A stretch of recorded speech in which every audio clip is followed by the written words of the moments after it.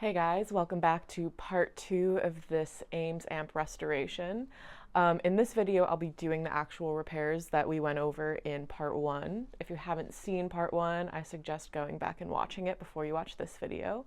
But I'll do a quick recap of the repairs that I'll be doing, and then we'll go from there. All right, so coming in from the inside of the chassis here, the first thing I'm going to do is replace these big filter caps. We can see that they're physically leaking and bulging, and if you watched the first video, you'll hear it caused a lot of buzzy hum. I'll replace this bias cap. I'm going to also be replacing the 6550s and the affiliated screen resistors. Here's the 6550s that I'm going to replace, and then if you remember, the wire on this reverb tank was broken, so I'm going to resolder that and see if that fixes the reverb. Otherwise, it'll likely need a new tank. So I'm going to start out by replacing these 3 filter capacitors. They're all 20 microfarad at 600 volts. I have these Sprague replacements that I will be using.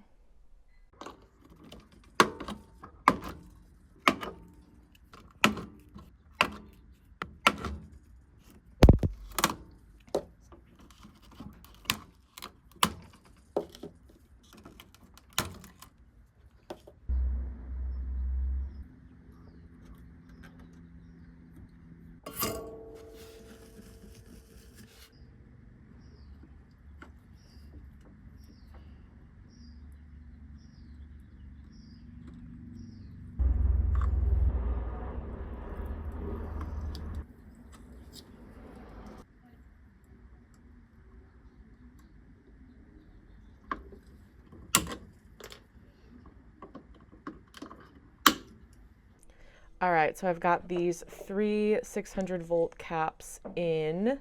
Next, I'm going to be changing this 40 microfarad cap. Unfortunately, I am out of my 47 microfarad F&Ts, and I needed to shoot this video today, so I am just going to use this 100 microfarad cap for now, and then I'll go back and replace it with the 47 microfarad later. So here we go.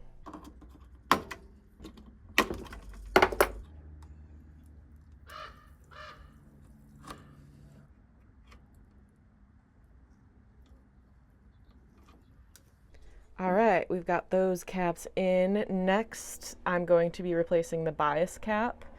It's always important to note, typically the bias cap grounds the positive side of the capacitor because the bias voltage is a negative voltage. So let's go.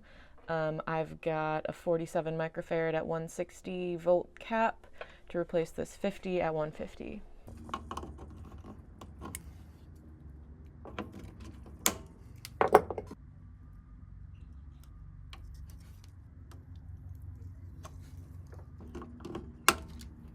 All right, so now we have all of the main filter caps and bias cap replaced. Next, I'm going to move on over to these screen resistors on the tube sockets. You can see this one got pretty burnt.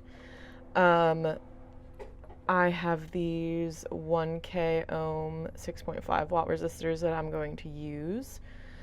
And then that pretty much will cover it for this underside of the chassis. This one isn't even soldered in.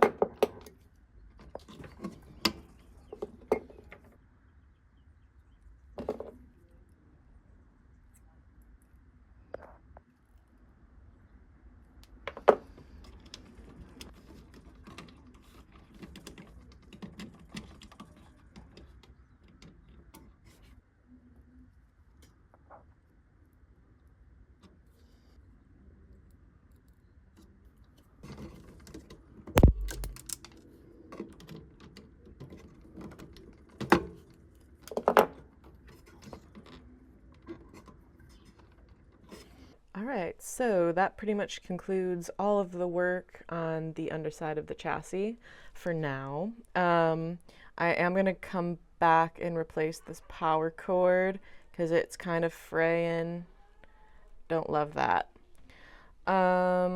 Actually, I might just do that right now.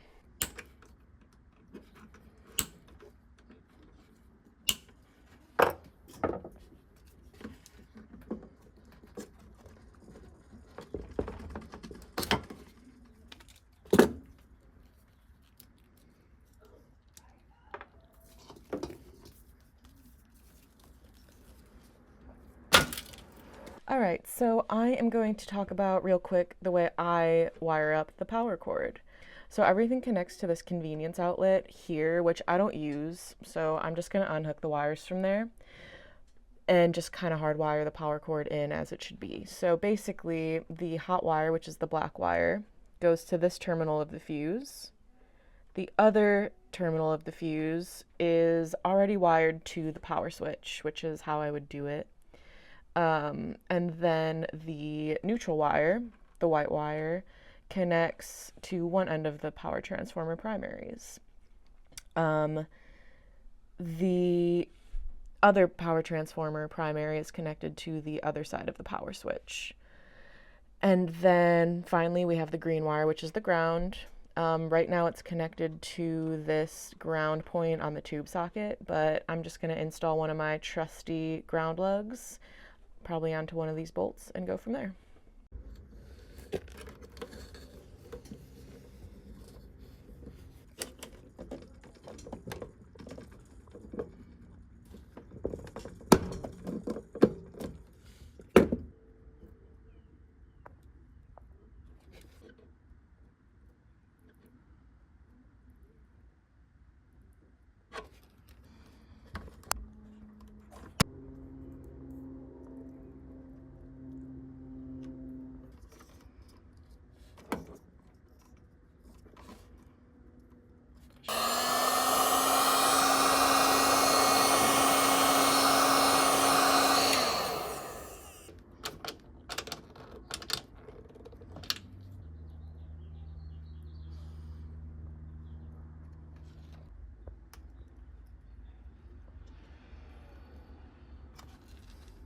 All right, I removed the def cap that was connected to the ground switch, and now that's pretty much all that's left to do is service the amp, clean all the tube sockets and the controls, and then I'll throw in the pair of 6550s and we'll test her out.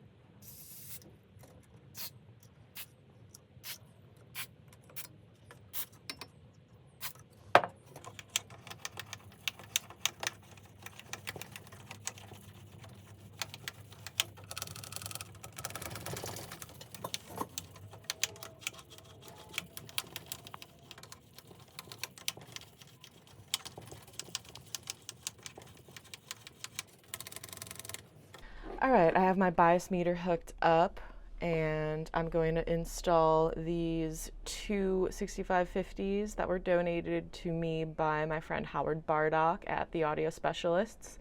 Shout out Howard. If anybody in the LA area needs any hi-fi, vintage record players, stereos, etc. fixed, he's your guy.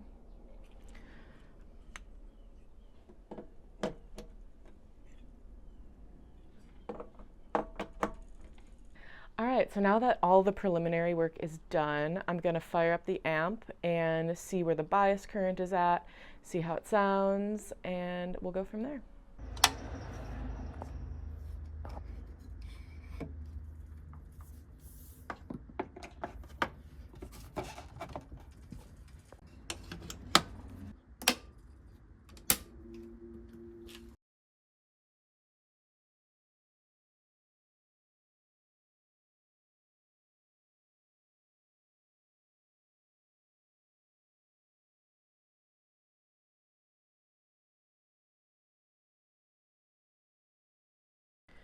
All right, we've got the output tubes biased at a nice 65%, coming at like 49 milliamps. And a lot of you do ask how I calculate what the bias should be, and there are calculations that you can do, but actually cdistribution slash tubesandmore.com has a great resource where you can just plug in the plate voltage and the tube type, and it'll tell you what the current reading should be at various bias percentage levels. All right, now that I know the amp turns on and functions, I am going to solder this wire to the reverb transducer here, and we'll see if the reverb works.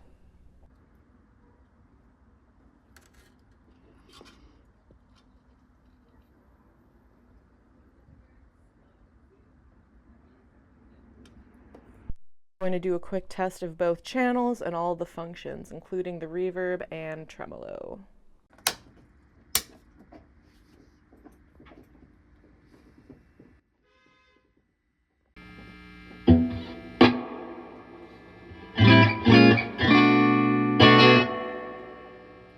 All right, we got reverb.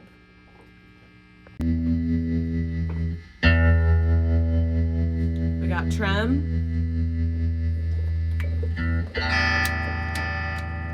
We got bright switch. Let's test out this channel. Got bright switch too.